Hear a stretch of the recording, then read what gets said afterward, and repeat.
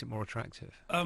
To be honest, that the phone call that came didn't start with Sky One. It started with script, character, who's producing it, and then this kind of the realization of where it's going in terms of its broadcast became later. But I think because of the track record that you talked about, you know, the Terry Pratchett movies and the Martina Cole stuff, I think, you know, Sky's very much on the map in terms of its drama, so I didn't have any hesitation at all. Okay, now this Andrew Lincoln's in this as well, of course. Nice twist at the end of the second episode, which I won't explain because that would be a ridiculous thing to do. But it's good. I thought the first episode was very good. It gets even more exciting, I think, in the second one, and it is quite graphic. It's quite brutal, isn't it? It's quite harsh at times. Yeah, I sat through it with a producer friend, director as well, who said there are moments where it's extremely shocking, and then towards the end, I think the comment came that he said I was physically palpitating, and I think that really summed it up for me. Is that there are some heart-stopping moments, and then there's some moments where you really do look away. I didn't realise that until I sat down and watched it as well, but it is quite brutal in places, so I think that's probably why it's going out at 9 o'clock, okay. 3 to 11. Let's explain what it is and what happens then. We'll play a clip here which helps explain the plot. It's called Strike Back. It is about this book by the former SAS guy Chris Ryan. It's set in Iraq, both at the start of the invasion in 2003 and in 2010 as well. Here's a clip involving your character and Andrew Lincoln, and as I say, it helps to explain the plot.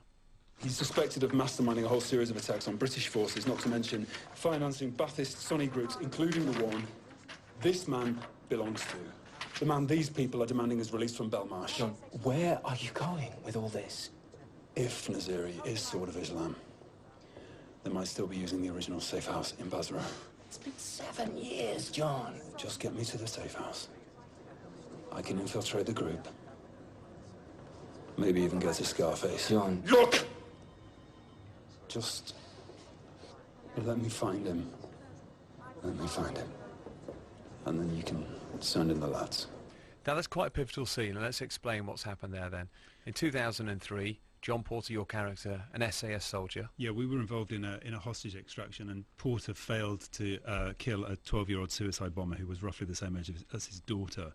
And that suicide bomber suspectedly killed 2 of his colleagues and put a third colleague in a coma.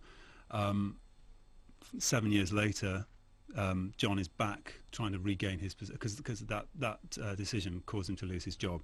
So he comes back to he sees that Scarface is the suicide bomber, and he sees him 7 years later, and he recognises him as part of a hostage take. He's on the news, basically, yeah, isn't he? He's on the news, and he goes in and tries to get Collinson, played by Andrew Lincoln, to allow him to infiltrate this group of people that have kidnapped a Sky journalist, and obviously because he's been decommissioned he won't do it, but Collinson has a different agenda because he knows what really happened with that suicide bomber and the death of his team. So, and that's a story which is going to run through all 6 episodes. Okay, and he gets to use the nice phrase, he gets reactivated. He's essentially been a security guard, hasn't he, for a few years? Yeah, he's been down on his luck.